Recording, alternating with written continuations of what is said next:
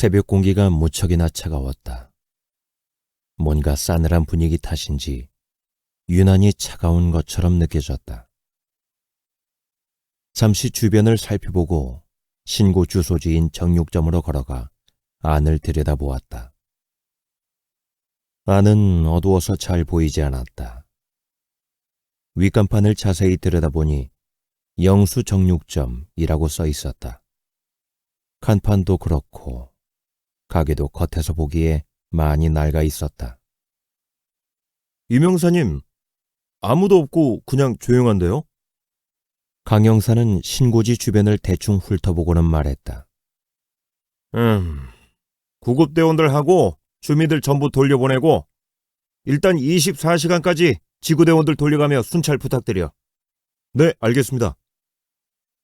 아, 그리고 먼저 서해 가서 신고 발신지 추적해서 나한테 연락해줘. 나는 좀 더 둘러보고 갈 테니까. 아, 네, 알겠습니다.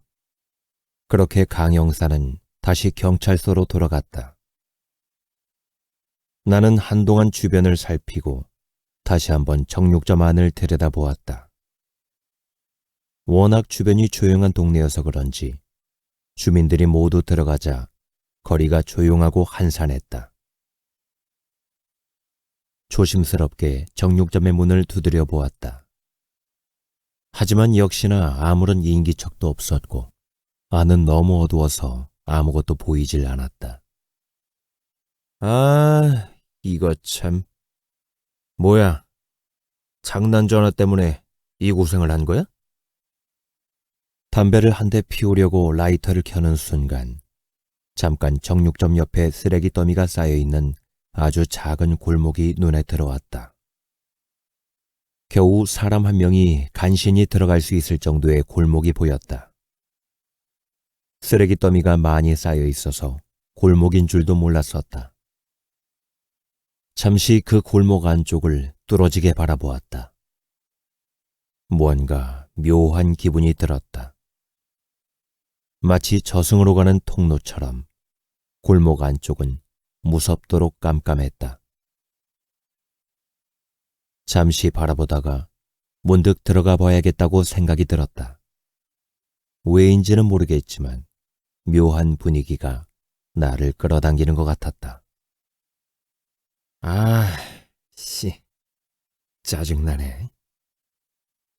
그렇게 쓰레기를 조금씩 걷어내고는 휴대폰 후레쉬를 비추며 골목 안쪽으로 들어갔다. 어둠을 뚫고 고속도로를 계속 달리다 보니 어느샌가 서울 근처에 도착을 했다. 하지만 아직 1시간 정도를 더 가야 할 것 같아서 긴장을 늦출 수 없었다. 나는 백미러를 힐끔 보며 손님의 상태가 어떤지 계속 확인을 했다. 손님, 괜찮으세요? 떨리는 목소리로 나는 말했다. 혹시나 죽어버린 건 아닐까 걱정이 됐다. 극단적인 생각까지 들게 돼버렸다. 손님은 말이 없었다. 떨렸다.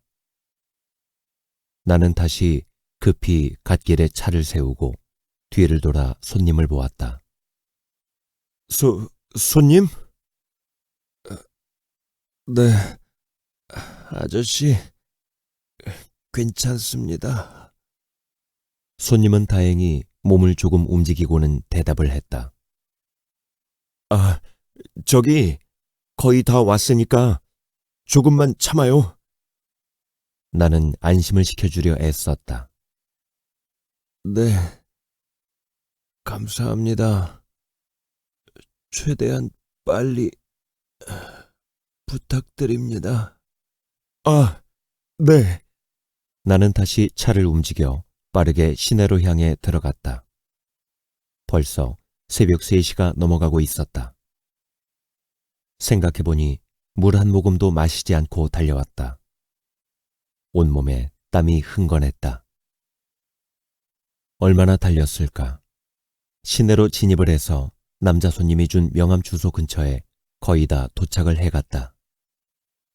손님, 한 10분 정도면 도착할 것 같습니다. 남자는 다시 말이 없었다. 다시 불안해졌다. 야, 그만 집에 가자. 잔뜩 취해버린 진수는 벌써 테이블에 쓰러져서 자고 있었고, 태영이는 핸드폰만 만지작거리며 반쯤 눈을 감은 상태로 앉아 있었다. 야, 나 먼저 집에 간다. 나는 화도 나고 짜증도 나서 자리를 박차고 일어났다. 시계는 벌써 새벽 3시가 넘어가고 있었다. 진수와 태영이는 말이 없었다. 많이 취해 있는 상태라 들리지도 않았을 것이다. 나는 그대로 가게 문을 열고 밖으로 나갔다. 아직도 가게 안에는 손님들이 제법 있어서 바빠 보이는 태영이 누나에게 인사도 못하고 그냥 나와버렸다. 이기지도 못할 술을 왜 이렇게 계속 처마셔야 되는지. 나는 속으로 한심하다고 생각을 했다. 버스나 지하철을 타기에는 시간이 너무 늦어버렸다. 할 수 없이 택시를 타고 자취방으로 가려고 길가 도로로 나왔다. 이 시간에 택시도 잘 잡히지 않을 텐데 걱정이 되었다. 아직 6월이지만 바람도 조금 불고 쌀쌀해서 자켓 주머니에 손을 넣고 택시를 기다리고 있었다. 한 10분 정도 지났을까? 마침 저 앞쪽에서 택시 한 대가 오고 있었다. 나는 재빨리 손을 흔들었다. 그런데 택시는 나를 못 봤는지 아니면 보고도 그냥 무시를 한 것인지 그냥 휑 하고 지나쳐갔다. 분명 빈차 표시가 되어 있는 등이 켜져 있었는데. 나는 벙쪄서 택시의 뒷모습만 바라봤다. 뭐야? 승차 거부를 해? 이런 제기랄. 가뜩이나 힘들고 졸려서 빨리 집에 가고 싶었는데 완전히 무시당한 기분에 화가 났다. 또 한참을 언제 올지도 모르는 택시를 기다려야 한다는 생각에 짜증이 났다. 담배를 한 대 꺼내어 입에 물고는 전화기를 꺼냈다. 전화기에는 부재중 전화가 몇 통 와 있었다. 누군지 모르는 번호였다. 뭐지? 누구지? 익숙한 번호가 아니라 그냥 무시하기로 했다. 그렇게 시간이 흘러가고 있었다. 손님? 손님? 대답이 없는 손님을 몇 번 더 불렀다. 눈앞에는 남자 손님의 목적지인 병원이 있었다.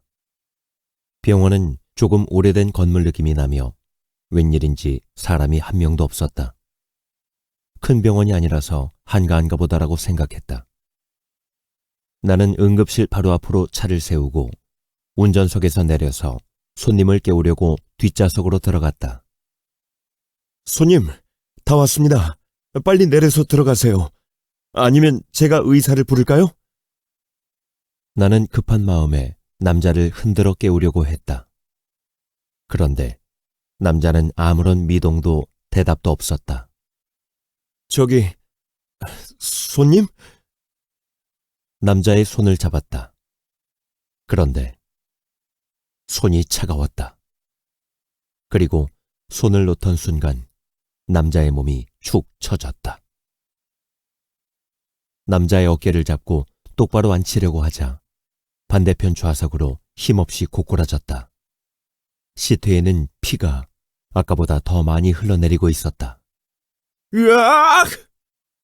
너무 놀라 뒤로 자빠졌다. 잠시 동안 말도 나오지 않고 넘어진 상태로 남자를 바라보았다. 그러다 문득 정신을 차리고 남자의 코와 입에 손을 갖다 댔다. 숨을 쉬지 않는 것 같았다. 너무나 당황하고 눈물이 나오기 시작했다. 어쩔 줄을 몰랐다. 눈물과 콧물이 범벅이 돼서 주변을 둘러보았다. 아무도 없었다. 그때 응급실 문이 열리고 간호사가 나왔다. 무슨 일이시죠? 나는 간호사를 쳐다보았다. 엉망이 된 얼굴로 말이다.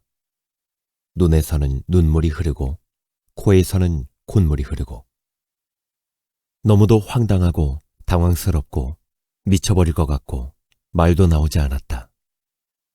저기요, 무슨 일이세요? 간호사가 다시 말했다. 그때 간신히 나는 떨리는 목소리로 말을 내뱉었다. 그게 제가 배가 아파서 그런데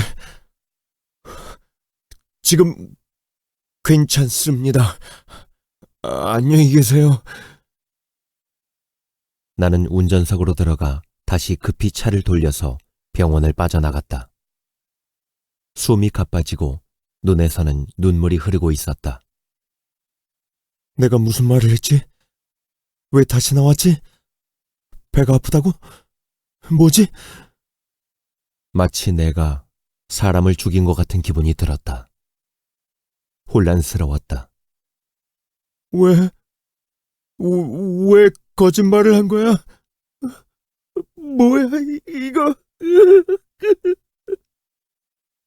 나는 보았다. 확실하게. 남자가 시트에 고꾸라질 때 반쯤 눈을 뜬 상태로 창백해진 얼굴로 나를 바라본 채 죽어있던 모습을.